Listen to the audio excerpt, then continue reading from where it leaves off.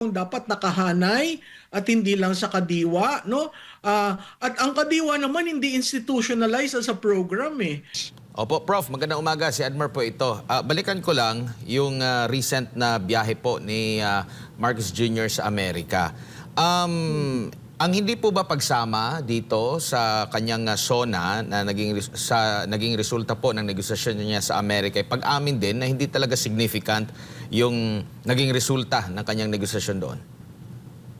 Sa tingin ko, Admar, mas marami siyang eksplanasyon na gagawin kung isama yan. Kasi kung nakita mo yung SONA, wala siya masyadong sinabi dyan tungkol sa mga negosyante. Ang sinabi niya, mga small and micro and small enterprises. So, entrepreneurship ang kanyang focus, no? Kasi pag sinama mo yan, mahihirapan sigurong ibigay kung ano yung mga produktong nasasakupan niyang 19% tariff at kung anong produkto ang open market, no? Yung open market, kino-compare ko yan sa parang parity rights nung unang panahon eh. Parang binuksan ng ang ating Pilipinas, and they can do whatever they want, no? Export whatever they want at that rate. Sinabi nung presidential advisor Go na ang magbe-bear naman daw ng brunt ang mga negosyante. That is not true. Alam natin ang passover sa consumer. So, yung mga propaganda lines nila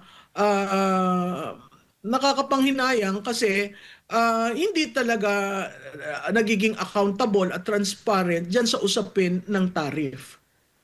Opo, dito naman po sa usapin ng 20 pesos na bigas, naging malinaw po ba sa inyo yung mga strategiya na gagawin or itong panibago kasi gagawin palalawakin pero hindi yung alam natin na makikita na natin yung 20 pesos na bigas kada kilo nakahilera na doon sa bigasan section ng mga palengke po. Meron pa rin siyang sariling tindahan yung sa kadiwa.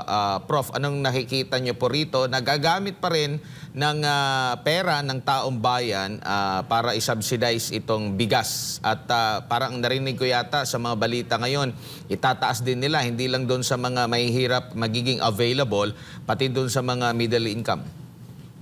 Alam mo, Admar, kasi one-liner lang yung 20 bigas eh. Ang sinabi niya na nakita na natin ang formula at nagawa na natin. Yung nangyari nung kampanya, hindi naman buong bansa ang rollout niyan.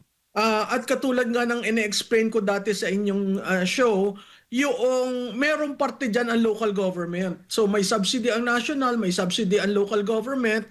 Ang source ng product ay ang NFA. So kung makikita mo, highly subsidized yung 20 pesos rice.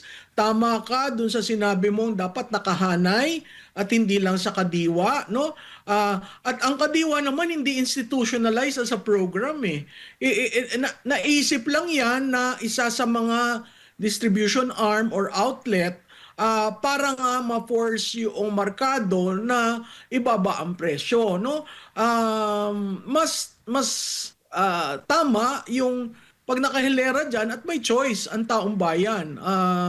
Yung i-elevate mo sa middle class, kailangan sigurong pag-aralan natin yung datos kasi na forfeit mo yung purpose ng pagkakaroon ng 20 pesos rice. Ngayon, kung yung katulad ng suggestion mo, ilagay at nakikita yan, then everyone can choose.